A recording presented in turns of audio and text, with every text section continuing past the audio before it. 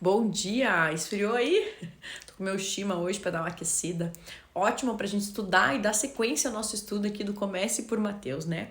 E a gente vai continuar falando sobre o texto que é apresentado no capítulo 13, desta vez ali a partir dos versículos 24 até o 43, que fala sobre algumas parábolas, né? Então, com uma reflexão eu quero começar hoje. Quantas vezes você se perguntou por que Deus permite tanta injustiça, por que Deus permite tanta maldade?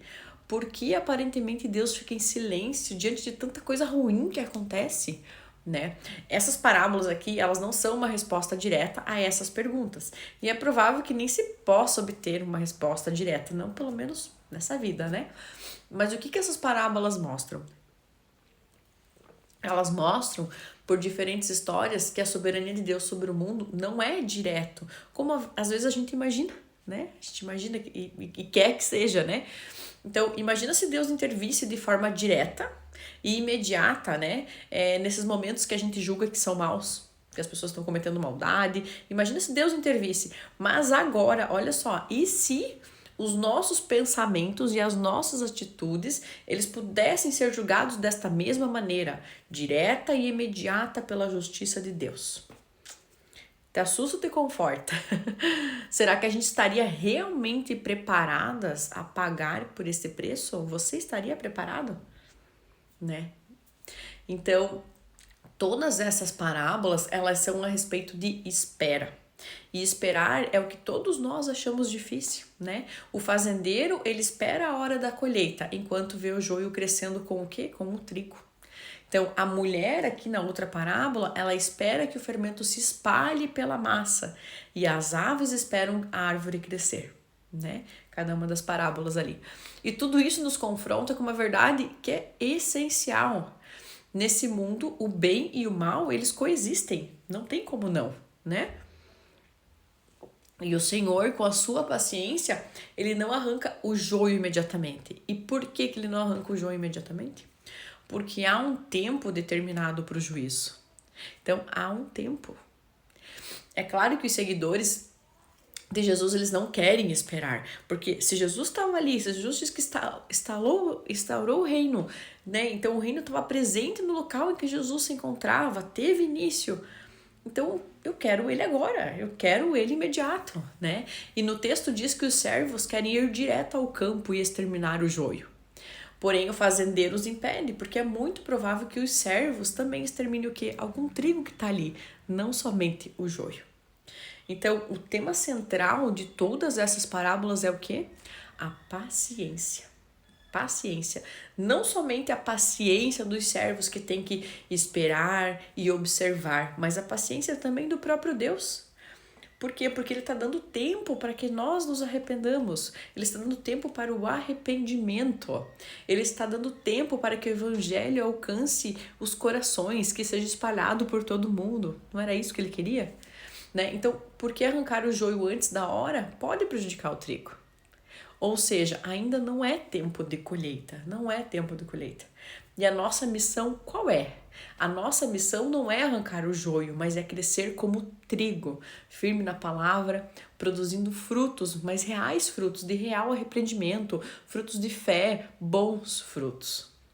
Né? E mais uma vez é importante destacar que o julgamento pertence a Deus. Nós não podemos julgar o que é bem, o que é mal, o que é certo e errado. Né? E a partir do versículo 41, ele fala: mandará o Filho do Homem os seus anjos, que ajuntarão todos os que praticam iniquidade e os lançarão na fornalha acesa. Porém, os justos resplandecerão como o sol no reino do seu Pai. E a parábola, ela termina com uma ordem. Vocês conseguem observar isso? Ó? Se vocês tiverem ouvidos para ouvir, ouçam. E se eles precisavam dessa ordem, nós com certeza também precisamos, né? E eu queria deixar algumas reflexões. Será que você tem crescido como trigo? Ou será que você está se misturando tanto às coisas do mundo que você não vê mais diferença, né? E ninguém nota essa diferença em você também. Será que eu tenho julgado pessoas precipitadamente, querendo arrancar o joio antes do tempo? Será que eu tenho feito isso? Precisamos lembrar que o reino não começa nos palácios, ele começa onde? nos nossos corações. Jesus veio falar muito disso. Tudo que ele falou no Sermão do Monte, as bem-aventuranças, se tratava do nosso coração, da nossa transformação interna. Em qual parte do campo você está hoje? Você tem vivido como trigo ou você tem vivido como joio? Como está o teu coração? É importante que, além da gente ler, que a gente reflita realmente, mas reflita de uma maneira sincera, né? Porque não adianta nada a gente só pensar, ler e continuar a nossa vida como tá, né? Jesus pede uma transformação genuína, uma transformação de coração, uma transformação interna. Ele não pede pra gente ser joio, ele pede pra gente ser trigo. Mas e como que a gente tem vivido? Como você tem vivido no dia de hoje? Que você possa refletir e que eu acho que a gente já tem algumas aulas aí interessantes e eu acho que a gente pode refletir muito sobre isso, né? Sobre o que Deus pede da nós, o que é essa transformação interna, o que é essa transformação genuína de coração, né?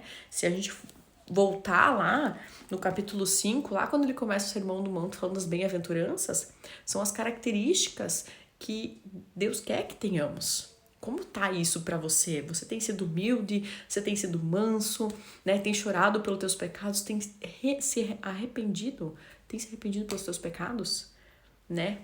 Ou será que eu tô tão misturado nesse mundo que às vezes eu sou joio, às vezes eu sou trigo, às vezes mais que joio que trigo? O que você tem sido?